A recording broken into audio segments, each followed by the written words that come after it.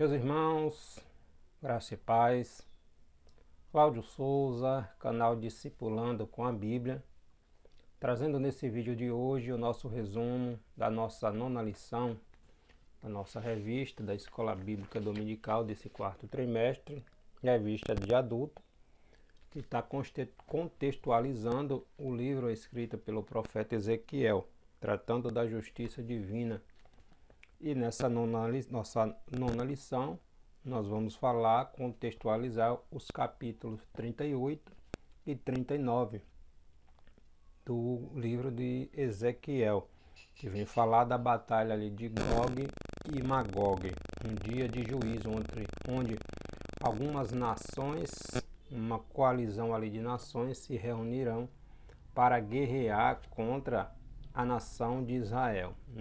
Não está tratando aqui da batalha do Armagedon. A batalha do Armagedon acontecerá logo após o período ali dos 7 anos da grande tribulação. Batalha aqui de Gog e Magog será um evento anterior ao do Armagedon. Provavelmente ou possivelmente antes do arrebatamento da igreja, ou logo após o início do arrebatamento da igreja, ali no início da grande tribulação. O título da nossa lição, nossa nona lição, Gog e Magog, um dia de juízo. O nosso textuário está em Apocalipse, capítulo 20, versículo 8. Essa passagem aqui do nosso textuário está falando da batalha do Armagedon. Nos diz assim: e sairá a enganar as nações que estão sobre os 4 cantos da terra, Gog e Magog, cujo número é como a areia do mar, para as ajuntar em batalha. Nossa verdade prática, a palavra profética anuncia que antes da restauração espiritual de Israel, virão Gog e seu bando para invadir a Terra Santa, mas eles serão derrotados. Então, essa batalha aqui de Gog e Magog, ela acontecerá depois da restauração nacional de Israel. Nós sabemos que Israel hoje é uma nação reconhecida, um país reconhecido. A partir de 1948, a nação de Israel passou a ser reconhecida. Então, judeus de todas as partes do mundo têm voltado para a sua terra, confirmando a profecia bíblica da restauração nacional de Israel, que está ali no capítulo 37, também aqui do livro escrito por Ezequiel, tá bom? O nosso texto bíblico em classe está registrado no capítulo 38 de Ezequiel, do versículo do 1 ao 6, e no capítulo 39, versículo do 1 ao 10. Nos diz assim: veio a minha palavra do Senhor dizendo: filho do homem, dirige o teu rosto contra Gog, terra de Magog, príncipe e chefe de Meseque e de Tubal, e profetiza contra ele. E dize: assim diz o Senhor Jeová: eis que eu sou contra ti, ó Gog, príncipe e chefe de Meseque e de Tubal. E te farei voltar, e porei anzóis nos teus queixos, e te levarei a ti com todo o teu exército, cavalos e cavaleiros, todos vestidos bizarramente, congregação grande com escudo e rodela, manejando todos a espada, persas, etíopes e os de Put com eles, todos com escudo e capacete, Gomer e todas suas tropas, a casa de Togarma, da banda do norte, e todas as suas tropas, muitos povos contigo. Tu, pois, ó filho do homem, profetiza ainda contra Gog e dize: assim diz o Senhor Jeová: eis que eu sou contra ti, ó Gog, príncipe e chefe de Meseque e de Tubal, e te farei voltear, e te porei 6 anzóis, e te farei subir das bandas do norte, e te trarei aos montes de Israel. E tirarei o teu arco da tua mão esquerda, e farei cair as tuas flechas da tua mão direita. Nos montes de Israel cairás tu e todas as tuas tropas, e os povos que estão contigo. e as aves de rapina, e as aves de toda a asa, e animais do campo te darei por pasto. Sobre a face do campo cairás, porque eu falei, diz o Senhor Jeová. E enviarei um fogo sobre Magog e entre os que habitam seguros nas ilhas, e saberão que eu sou o Senhor. E farei conhecido o meu santo nome no meio do meu povo de Israel, e nunca mais deixarei profanar o meu santo nome, e as nações saberão que eu sou o Senhor, o Santo de Israel. Eis que é vindo e se cumprirá, diz o Senhor Jeová. Este é o dia de que tenho falado, e os habitantes das cidades de Israel sairão e totalmente queimarão as armas e os escudos e as rodelas, com os arcos e com as flechas, e com os bastões de mão e com as lanças, e farão fogo com tudo isso por 7 anos. E não trarão lenha do campo, nem a cortarão dos bosques, mas com as armas acenderão fogo, e roubarão aos que os roubaram, e despojarão aos que despojaram, diz o Senhor Jeová. Deus falando aqui que ele está incitando essas nações, esse Gog, para vir contra Israel, para vir ao encontro de Israel, de encontro a Israel, para guerrear contra Israel, mas Deus batalhará por Israel, para mostrar que Deus é soberano e que ele tem o controle e ninguém derrota Israel, porque é o povo escolhido, a nação escolhida de Deus, né? Então, a batalha do Armagedon.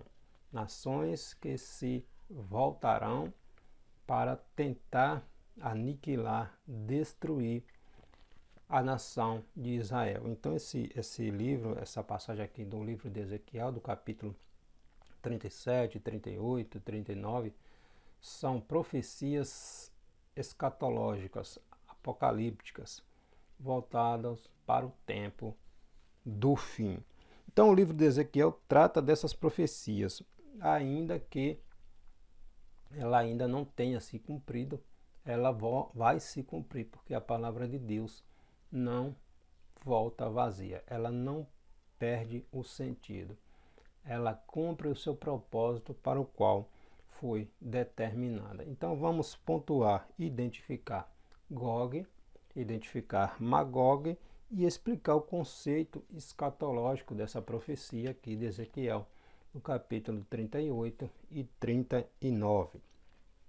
A nação de Israel estará diante de uma coalizão de nações que vai tentar derrubar, destruir, exterminar Israel do mapa. E isso ocorrerá antes ou no início da grande tribulação. Essa batalha aqui de Gog e Magog acontecerá ali no início antes ou no início da grande tribulação, aquele período de 7 anos, onde o poder do anticristo será muito grande na terra.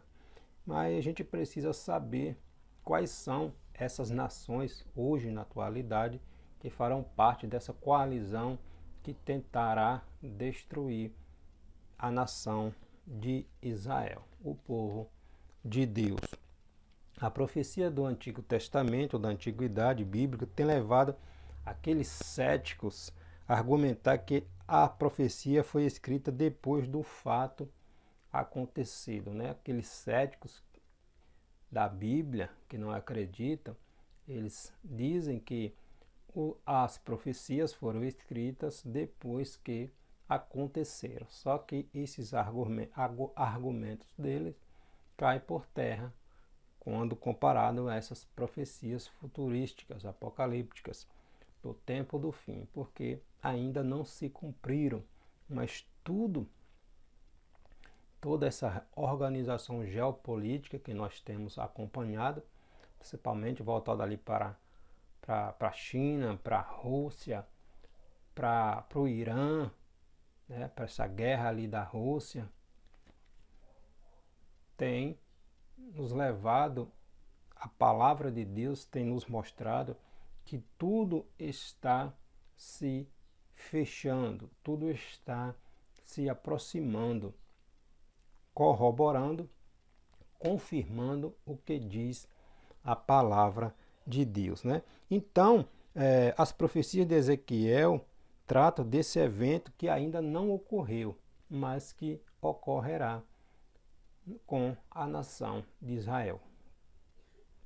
Corroborando novamente, confirmando o que diz a palavra de Deus, né? A palavra do Senhor diz que Jesus vai dizer que nenhum tio, nenhuma vírgula do que ele disse, do que está escrito, deixará de se cumprir, né? O nosso primeiro tópico, falando sobre a identidade dos povos invasores, dessa coalizão de nações que tentará destruir, invadir, aniquilar a nação de Israel. Essa profecia envolve muitos nomes, mas quem são os povos hoje que Ezequiel menciona aqui nessa sua profecia, né? Quais são essas nações? Ezequiel profetizou quando ele estava no cativeiro babilônico, a partir ali de 586 a.C., que foi a destruição de Jerusalém. A partir daquele período é que Ezequiel vem profetizar. Ele estava no cativeiro babilônico, que ele vem profetizar esse acontecimento, né? O capítulo 37 ele vem falar da visão ali do vale de ossos secos, que Deus manda ele profetizar sobre aqueles ossos, simbolizando a restauração nacional e espiritual de Israel. E o capítulo 38 tem essa profecia a respeito dessa batalha de Gog e Magog, que é essa coalizão de nações que vão tentar, esse ódio que eles nutrem pelo povo judeu, vão tentar destruir a nação de Israel, mas Deus guerreará a favor do seu povo, né? Então, os invasores, essa invasão será para o fim dos tempos, está lá em 38, Ezequiel 38, 8, e fim dos dias, 38, 16, depois da restauração do Estado de Israel. Nós sabemos que em 1948, a ONU reconheceu a Israel, o território de Israel, como nação, como um Estado, como um país, né? E foi um brasileiro que deu o voto ali, confirmando, que desempatou, confirmando a nação de Israel, o Estado de Israel, como independente, como um país. Então, essa profecia, ela acontecerá depois da restauração do Estado de Israel.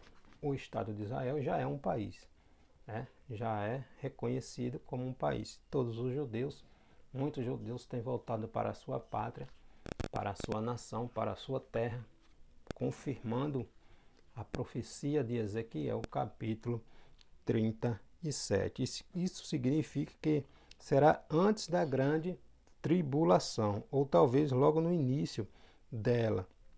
Não é a mesma batalha do Armagedon, que está lá em Apocalipse, capítulo 16, versículo 16. Deus, o próprio Deus, suscitará esse povo, essas nações, para ir de encontro à nação de Israel, para tentar exterminar. Para Deus mostrar para as nações, para a humanidade, que Ele é Senhor, que Ele é Deus, que Ele tem o controle de todas as coisas, né? Esse povo da colisão, essas nações, desse príncipe de Gog, é chamado de banda, eles vêm da banda do norte. Em relação a Israel, de Israel, eles vêm da banda do norte e outros grupos do norte da África, os chamados Cush, que são os etíopes, Put, que são ali a Líbia, e no capítulo 39 descreve a derrocada de Gog e dos seus confederados. Uma coalizão de nações, liderado possivelmente ali por esse Gog, que alguns estudiosos, teólogos atribuem a Rússia liderando essa coalizão de nações para tentar exterminar a nação de Israel, né? Ezequiel deixa claro que a mensagem não é para a sua geração, que a mensagem que ele profetizou não era para aquela geração, era uma mensagem, uma profecia futurística, né? Não era para a sua geração, mas para quando Deus fizesse regressar o seu povo da diáspora de todas as nações da terra. Está lá em Ezequiel 36, versículo 24, e também em Amós, capítulo 9, versículo 14 a 15. Seria quando Deus fizesse com que o seu povo, que havia sido expulso das suas terras, tanto o Reino do Norte, lá em 721, 722 a.C., com a invasão dos assírios, o Reino do Norte deixou de existir, né? Acabou ali, e em 586 a.C., com a derrocada, a destruição do Reino do Sul, Israel. Nós sabemos que 70 anos depois, aproximadamente, muitos judeus voltaram para Jerusalém para restaurar ali os muros, o templo, a cidade, mas muitos judeus não voltaram mais, ficaram espalhados pelos países para o qual foram levados. E em 70 depois de Cristo, o templo, Jerusalém, a cidade foi destruída novamente. Os judeus tiveram que fugir novamente, e só em 1948, agora da nossa era, é que o Estado de Israel veio a ser reconhecido novamente como nação.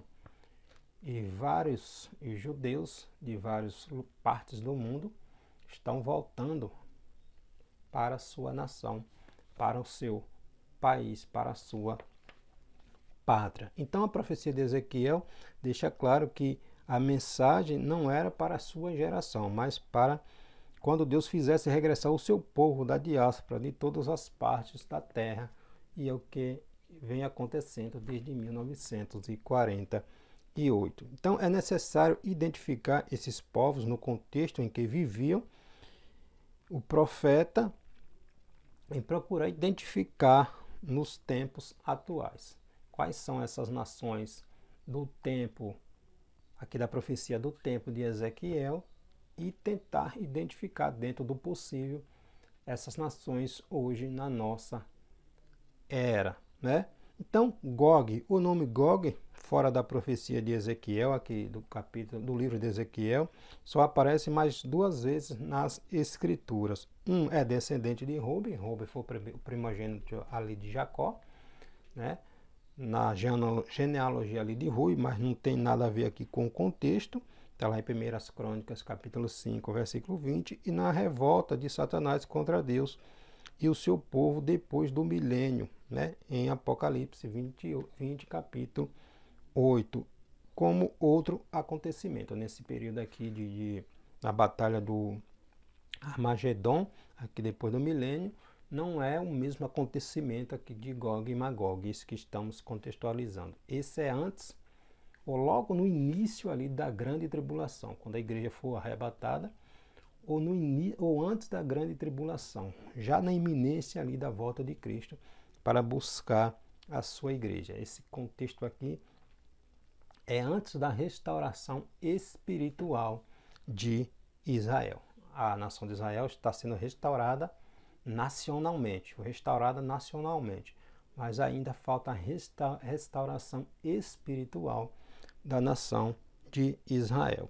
A enciclopédia judaica identifica Gog como o rei Giges, também conhecido como Gogo da Lídia, região ali da Anatólia, que hoje é o território da atual Turquia asiática.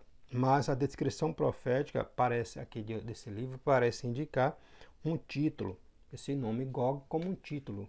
Como no Egito tinha os faraós, faraó não era um nome próprio, era um título.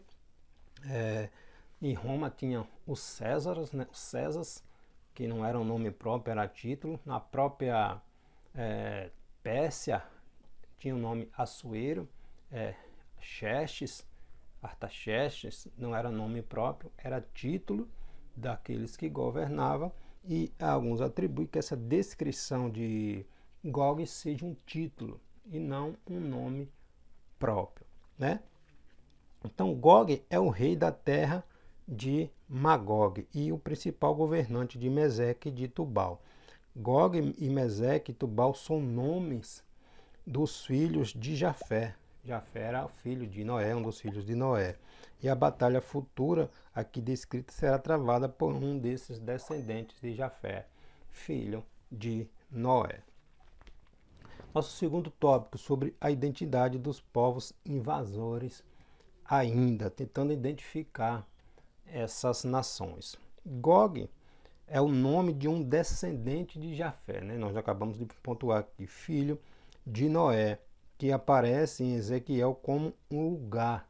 Aqui em Ezequiel, Gog, lá em Gênesis capítulo 10, versículo 2, ele é um descendente ali do filho de Noé, e aqui em Ezequiel já aparece como um lugar, como um território.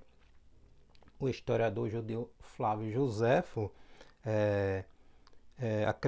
Flávio Joséfo viveu ali, nasceu ali em 37 depois de Cristo e viveu até 103 depois de Cristo.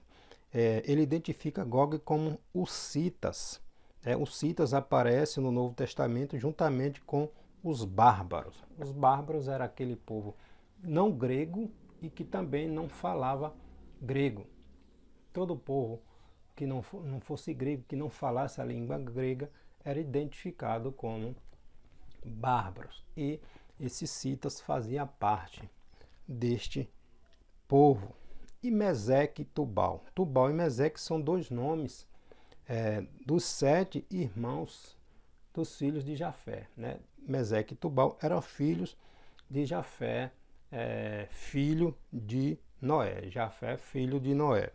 Os filhos de Jafé são Gomer, Magog, Madai, Javã, Tubal, Meseque e Tiras. Está lá em Gênesis, capítulo 10, versículo 2.